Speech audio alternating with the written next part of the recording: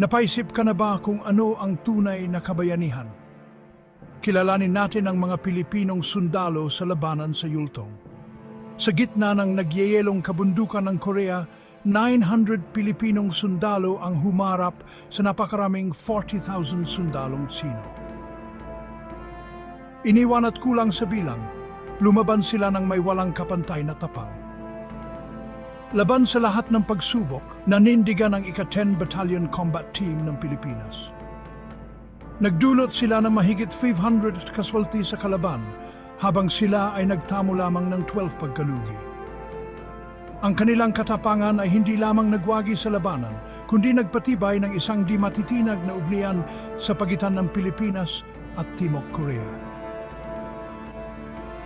Ipinakita ng mga bayaning ito sa mundo na ang tunay na tapang ay hindi nasusukat sa dami. Ang labanan sa Yultong ay isang patunay ng kanilang walang katayang diwa at kabayanihan.